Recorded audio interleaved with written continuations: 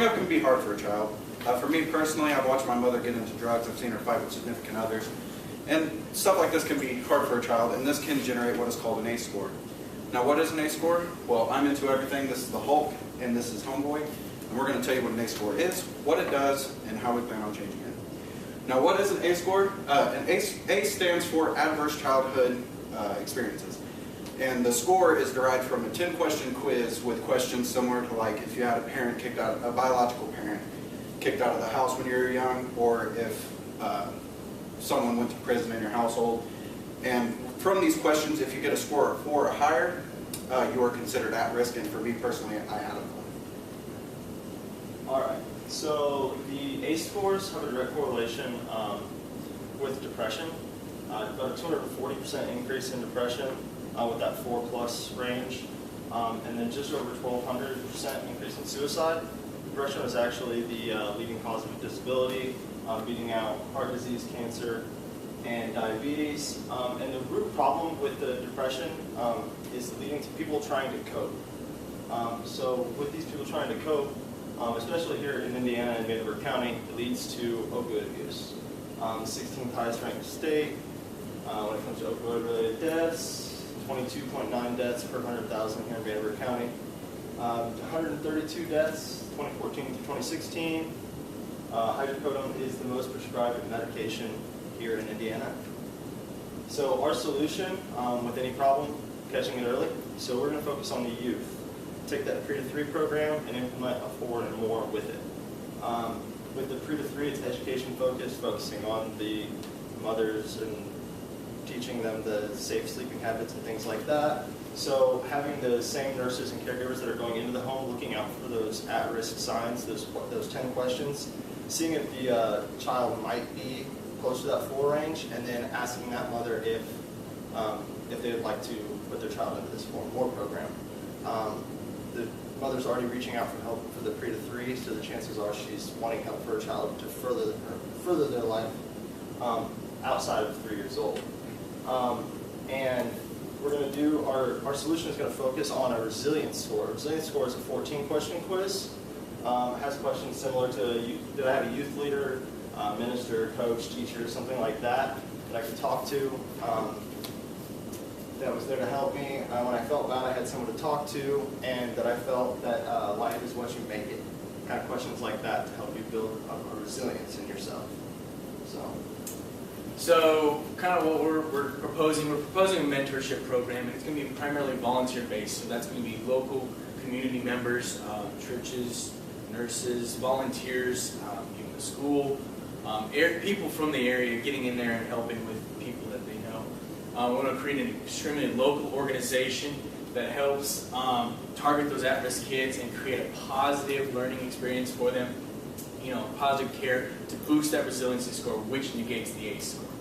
So, the big thing that we noticed with the resiliency scores is getting those out of family members to help be a mentor in the family. We can't always change what's happening in the family, but a big thing is getting those mentors and those people that they can share with outside of the family. So, a big thing is there's many programs like, just a mentorship program, joining, a bunch of group kids getting together. But with this, we're going to be focusing specifically on boosting that resiliency score and getting those people in there with somebody that they can share. So, possible program kind of thing we were looking at is, an agenda with approximately 30 minutes of like an educational talk. Just getting the kids in there, learning something. It could be a pastor giving it a life lesson or something, or police officers coming in and talking to them, just sharing with the students. It could be even role-playing, so role-playing possibilities if something you go through bullying situations at school, areas like that. Then after that, we want 70 minutes of active bonding time. So this is bonding time for the mentors, in essence, a reason for the students to come and be there. The reason they want to come is this active bonding time. So that could be anything from, playing games, activities, crafts, just with those mentors to create that bonding experience with them. Then at the end, we have 20 minutes of sharing time. So this could be a group activity with one mentor with 3 to 4 kids, sharing talking to one of them, even if it's just in a group, getting together and, complimenting the person next to you, getting that internal locus of control up, increasing that, and seeing that they can make an effect on their life outside of that. And then also with that, if there is time that they need to share with specifically the mentor, that 20 minutes is plenty of time, or after that they need to, get to with that mentor, just talk with them and, de-stress or something.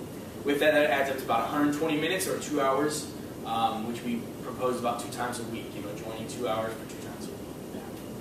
So, solution strategy with this, location, we looked at the C.K. Newsom Community Center, located in 47713 zip code. Target area, we were looking at, it's a high-risk area for this. With that, it acts as a point organization, gives you guys a figurehead for that, to help give it a location as well for this mentorship program. We did look into grants, some funding with this. 21st Century Cures came out last 2017, allotting $1 billion. Indiana was approved for that, with some of the more immediate funds going straight towards opioid abuse. Another way we looked into was actually business sponsors, because there's a lot of businesses in the area, in Evansville area, that we want to give back to the community. A program called Teen Outback in Huntingburg, Indiana, actually provides a location for students to give them an alcohol and drug-free zone to have fun and join each other in playtime, fun. So that's kind of what we were looking at, is getting business sponsors. This could be, for example, they have like Master Brand Cabinets, WBEC, the radio station, and even Old National Bank. So just getting those people to give back to the community.